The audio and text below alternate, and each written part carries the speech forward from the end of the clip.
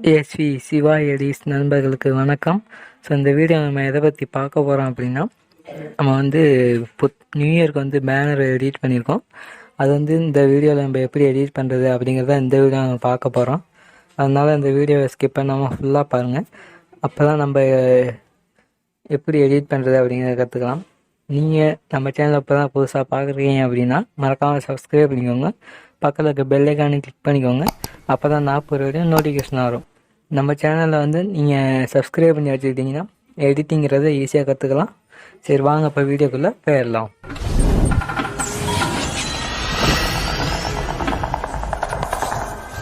ஆப்பை ஓப்பன் பண்ணால் இந்த மாதிரி தான் இன்டர்ஃபேஸ் இருக்கும். இதில் வந்து ஃபஸ்ட்டு ப்ளஸ் ஐக்கானை கொடுத்தீங்கன்னா இந்த மாதிரி தான் வரும். அடுத்து பேக்ரவுண்ட்ஸுங்கிறத கொடுங்க. இதில் வந்து நீங்கள் ஒயிட் கலருங்கிறத சூஸ் பண்ணிக்கோங்க. ஃபஸ்ட்டு டூல்ஸ்னு ஒரு ஆப்ஷன் இருக்கும், அதை கிளிக் பண்ணிட்டு அதில் வந்து க்ராப்னு இருக்கும், அதுக்கு போய்க்கோங்க. இதில் வந்து 3:2 அந்த ரேஷியோ வந்து நம்ம எடிட் பண்ண போகிறோம். அதை சூஸ் பண்ணி டிக் ஆப்ஷனை கொடுத்துக்கோங்க. கொடுத்ததுக்கப்புறமா இப்போ கீழே ஸ்க்ரால் பண்ணிங்கன்னா ஆட் ஃபோட்டோன்னு இருக்கும். இப்போ வந்து இந்த 2 இமேஜ் வந்து நம்ம ஃபஸ்ட்டு எடுத்துக்கிறோம். ஃபஸ்ட்டு தலை இமேஜை வந்து எடுத்துக்கிட்டு இந்த மாதிரி லெஃப்ட் சைடு இந்த மாதிரி நம்ம வந்து ஃபஸ்ட்டே செட் பண்ணிக்குவோம். இந்த மாதிரி செட் பண்ணிக்கோங்க. உங்களுக்கு எவ்வளோ பெருசு தேவையோ அந்த அளவுக்கு செட் பண்ணிவிட்டு அடுத்து இந்த பேக்ரவுண்ட் இமேஜ் வந்து செலக்ட் பண்ணிக்கோங்க. பண்ணிவிட்டு இதை வந்து இந்த மாதிரி ரொட்டேட் பண்ணி இந்த மாதிரி நீங்கள் வந்து கரெக்டாங்கிற ஃபுல்லாங்கிற செட் பண்ணிவிட்டு இதை மூலம் கொடுத்தீங்கன்னா இந்த பேக்ரவுண்ட் வந்து பின்னாடி போயிடும். இது வந்து உங்களுக்கு எப்படி தேவையோ அந்த மாதிரி நீங்கள் வந்து அட்ஜஸ்ட் பண்ணிக்கோங்க. நான் அந்த மாதிரி செட் பண்ணிவிட்டு இப்போ வந்து தலை இமேஜ் வந்து நான் வந்து செலக்ட் பண்ணிக்கிறேன். இந்த இமேஜை செலக்ட் பண்ணிவிட்டு இதை டூப்ளிகேட் அப்படிங்கிற பண்ணிக்கிறேன். பண்ணிவிட்டு அந்த இமேஜ் மேலே கரெக்டாக செட் பண்ணுங்கள். அது எப்படின்னு தெரியலைன்னா இந்த 3 லைன் டாட் தெரியும், அது கரெக்டாக செட் ஆனாலே நம்ம இமேஜ் வந்து செட் ஆயிடுச்சு அப்படின்னு அர்த்தம். இப்போ வந்து எஃபெக்ட்ஸ் ஆப்ஷனுக்கு போனீங்கன்னா இதில் வந்து கலர்ஸ்னு ஒரு ஆப்ஷன் இருக்கும். இதில் வந்து பிளாக் அண்ட் ஒயிட் கொடுத்தீங்கன்னா இதில் வந்து அமௌண்ட் வந்து 0 அப்படின்னு செட் பண்ணிக்கோங்க. இந்த மாதிரி செட் பண்ணிவிட்டு டிக் ஆப்ஷனை கொடுத்துக்கோங்க. இந்த மாதிரி கொடுத்ததுக்கப்புறமா மறுபடியும் கீழே ஸ்க்ரால் பண்ணிங்கன்னா பிளெண்டுன்னு இருக்கும். இதில் வந்து ஓவர்லே அப்படிங்கிறத செட் பண்ணிக்கோங்க. இந்த மாதிரி செட் பண்ணிவிட்டு இப்போ எரேஸ் ஆப்ஷனுக்கு போங்க. இந்த மாதிரி எரேஸ் ஆப்ஷனுக்கு போய் லெஃப்ட் சைடு எரேஸ் ஆப்ஷன் இருக்கும், அதை கொடுத்தீங்கன்னா எரேஸ் ஆப்ஷன் இருக்கும். அதுக்கு போயிட்டு ஃபுல்லாக இன்வெர்ட் அப்படிங்கிறத கொடுத்துட்டு இப்போ வந்து ரீஸ்டோர் கொடுத்துக்கோங்க. நான் வந்து எரேஸ் அப்படிங்கிறத கொடுத்துட்டேன். அதனால் நீங்கள் வந்து ரீஸ்டோருங்கிறத கொடுத்துட்டு ஹார்னஸை கம்மியாக வச்சுட்டு இந்த மாதிரி ஓரத்தில் இந்த மாதிரி எடிட் பண்ணிங்கன்னா கொஞ்சம் டார்க்காக வரும். அந்த மாதிரி செட் பண்ணிவிட்டு டிக் ஆப்ஷனை கொடுத்துக்கோங்க. நான் வந்து மாற்றி அதை கொடுத்தனால நான் சரியாக கவனிக்கலை. நீங்கள் வந்து கரெக்டாங்கிறத செட் பண்ணிக்கோங்க. செட் பண்ணிவிட்டு நான் வந்து இப்போ வந்து டிக் ஆப்ஷனை வந்து கொடுத்துக்கிறேன். சாரி, டெக்ஸ்ட்டுக்கு போய்க்கிறேன். டெக்ஸ்ட்டுக்கு போயிட்டு ஏதாச்சும் ஒரு லெட்ரு எல் அப்படிங்கிறத வேணால் டைப் பண்ணிக்கோங்க. பண்ணிவிட்டு இந்த எல் அப்படிங்கிறத வந்து அதில் ரொட்டேட் பண்ணி நேராங்கிறத செட் பண்ணிக்கோங்க. இந்த மாதிரி ரொட்டேட் பண்ணி நேராங்கிறத செட் பண்ணிக்கோங்க. பண்ணிவிட்டு அந்த டாட் தெரியும் உங்களுக்கு, அந்த டாட்டை பிடிச்சி இழுத்தீங்கன்னா இந்த மாதிரி பெருசாங்கிறது வரும் உங்களுக்கு. இந்த மாதிரி உங்களுக்கு எவ்வளோ பெருசு தேவையோ அந்த அளவுக்கு நீங்கள் வந்து செட் பண்ணிவிட்டு இதை வந்து மூவ் ஆன் அப்படின்னு கொடுத்தீங்கன்னா அந்த தலை இமேஜுக்கு வந்து பின்னாடி போயிடும். இந்த மாதிரி செட் பண்ணிக்கோங்க. செட் பண்ணிவிட்டு இப்போ இந்த இதுக்கு வந்து கலர் வந்து கீழே ஸ்க்ரால் பண்ணிங்கன்னா பிளெண்டுன்னு ஒரு ஆப்ஷன் இருக்கும். அந்த பிளெண்டுக்கு போனீங்கன்னா இந்த மாதிரி கரெக்டாங்கிறத அட்ஜஸ்ட் பண்ணிக்கோங்க. அட்ஜஸ்ட் பண்ணிவிட்டு பிளெண்டுக்கு போயிட்டு ஓவரில் எப்படின்னு செட் பண்ணிக்கோங்க. செட் பண்ணிவிட்டு இப்போ மறுபடியும் கீழே ஸ்க்ரால் பண்ணால் கலர்ஸ்ன்னு இருக்கும். இதில் வந்து நான் பிளாக் அப்படிங்கிறத கொடுத்துக்கிறேன். கொடுத்துட்டு இப்போ வந்து எல்லாம் கரெக்டாக செட் ஆகிடுச்சா அப்படின்னு பார்த்துட்டு டிக் ஆப்ஷனை வந்து கொடுத்துக்கோங்க. டிக் ஆப்ஷனை கொடுத்ததுக்கப்புறம் நம்ம வந்து இப்போ ஆட் ஃபோட்டோங்கிறதுக்கு போகிறோம். இப்போ வந்து இந்த இமேஜ் வந்து நம்ம எடுத்துக்கிறோம். தலா அஜித் அவர்களின் நல்வாழ்த்துக்களுடன் இனிய புத்தாண்டு நல்வாழ்த்துக்கள் அப்படிங்கிறத நம்ம வந்து டெக்ஸ்ட்டாக எழுதி வச்சுட்டோம். இந்த இதை எடுத்துக்கோங்க. இது வந்து நான் எல்லா இமேஜ் வந்து லிங்க் நான் கொடுக்குறேன். ஏன் ப்ரோ நீங்கள் லிங்க்கு கொடுக்க மாட்டேங்கிறீங்க அப்படின்னு கேட்குறீங்க. என்னால் எனக்கு வந்து டைம் கிடைக்க மாட்டேங்குது ஒவ்வொரு ஃபோட்டோவாக ஃபோல்டர் போட்டு லிங்க்கு கொடுக்கறதுக்கு. கொஞ்சம் ஒர்க் இருக்கிறதுனால என்னால் கொடுக்க முடியலை. அதனால் நீங்களும் கொஞ்சம் அட்ஜஸ்ட் பண்ணிக்கோங்க. இந்த இதுக்கு வந்து நான் கண்டிப்பாக கொடுக்குறேன், எல்லாத்துக்கும் லிங்க்கு கொடுக்குறேன், நீங்கள் வந்து யூஸ் பண்ணிக்கோங்க இந்த மெட்டீரியல்லாம். இப்போ வந்து இந்த 2022 அப்படிங்கிறத வந்து கரெக்டாக அந்த இடத்துல செட் பண்ணிவிட்டு ஷேடோங்கிறத நீங்கள் வந்து செட் பண்ணிக்கோங்க. செட் பண்ணிவிட்டு அடுத்த இந்த இமேஜ் வந்து செலக்ட் பண்ணிவிட்டு இதுக்கும் ஷேடோ அப்படிங்கிறத செட் பண்ணிக்கோங்க.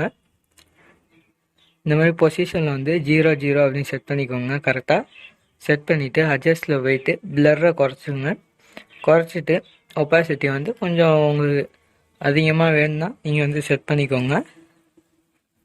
இந்த மாதிரி கரெக்டாங்கிறத செட் பண்ணிக்கிறேன். செட் பண்ணிவிட்டு இப்போ வந்து நம்ம மறுபடியும் வந்து ஆர்ட் ஃபோட்டோங்கிறதுக்கு போகிறோம். இப்போ வந்து இந்த இமேஜ் வந்து நம்ம எடுத்துக்கிறோம். எடுத்துகிட்டு இந்த பேக்ரவுண்டில் பில்டிங் மாதிரி தெரியும், அதை அந்த மாதிரி செட் பண்ணிவிட்டு கீழே ஸ்க்ரால் பண்ணிங்கன்னா பிளெண்டுன்னு ஒரு ஆப்ஷன் இருக்கும். இதில் வந்து ஓவர்லே அப்படின்னு செட் பண்ணிக்கோங்க.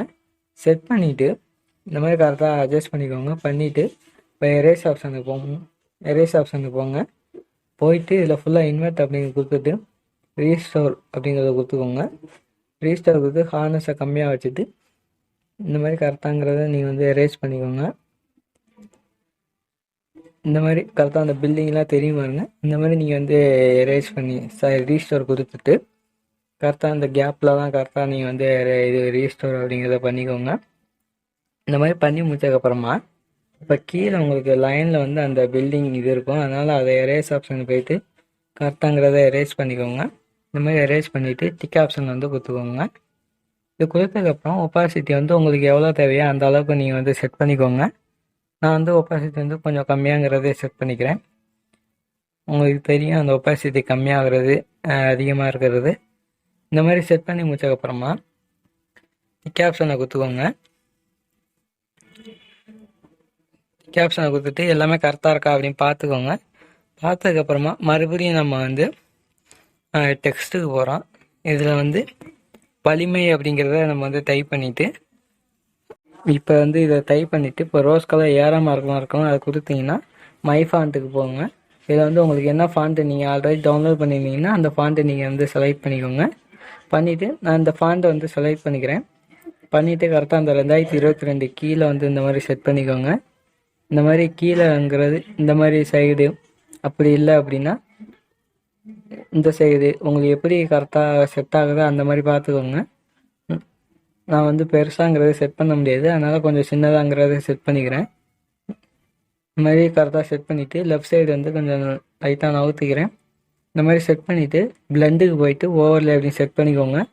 போயிட்டு இப்போ கலர்ஸில் வந்து நான் அந்த வேறு கலர் மாற்றிக்கிறேன். இந்த கலரை கொடுத்துட்டு அடுத்தது வெயிட்டிங் அப்படிங்கிறத டைப் பண்ணிக்கிறேன்.